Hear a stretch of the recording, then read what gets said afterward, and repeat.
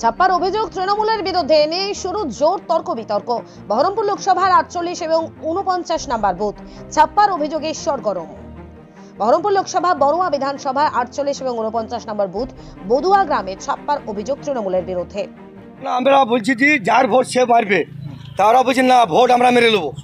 হ্যাঁ, টিএমসি এজেন্টরা দিয়ে এক একজনের 10টা 20টা 50টা করে ভোট মেরে নিচ্ছি। সিসি ক্যামেরা থাকতেও ভোট মেরে নিচ্ছি। ইলেকশন কমিশনকে আমরা, আমাদের এখানে নাম্বার নাই, আমরা প্রেজেন্ট অফিসারকে বলছি যে আমি আমি আমি ইলেকশন কমিশনকে জানাতে বাধ্য হব।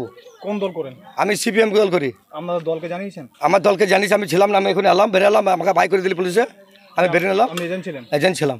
আর আপনাদের কোনো এজেন্ট নেই এখন ভেতরে? ভিতরে আছে একটা এজেন্ট। মানে আপনাকে বের করতে একজন এজেন্ট? হ্যাঁ। মানে তাহলে এরকম কারা করছে? টিএমসিরা। আর বেরিয়ে নাই তোকে মার্ডার করে দেবো। কি চাইছেন আপনি? আমি চাইছি সুস্থ ভোট হোক, যার ভোট সে দেখ। এই ইলেকশন কমিশনকে আমি ওই জন্য করছে আমার, হ্যাঁ, আমি তো ইলেকশন কমিশনের নাম্বার নাই, আমার নেতাদেরকে আমি জানাচ্ছি। হ্যাঁ, কি নাম আপনার? আমার নাম রফিক শেখ। কত নম্বর বুথে এটা হচ্ছে? 48 49 দুটো ভোট এক জায়গায়।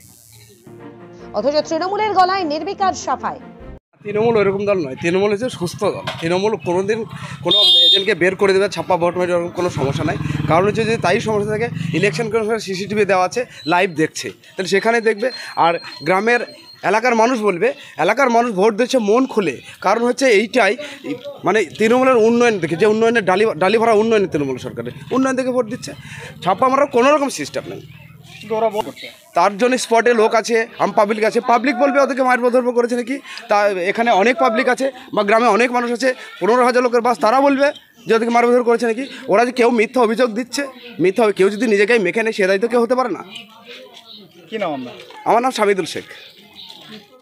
তবে এরই মধ্যে চলছে ভোট গ্রহণ পর্ব এবং এখনো পর্যন্ত আর তেমন কোনো অশান্তির খবর নেই, এমনটাই জানা গিয়েছে। ব্যুরো রিপোর্ট, বাংলা দর্শন।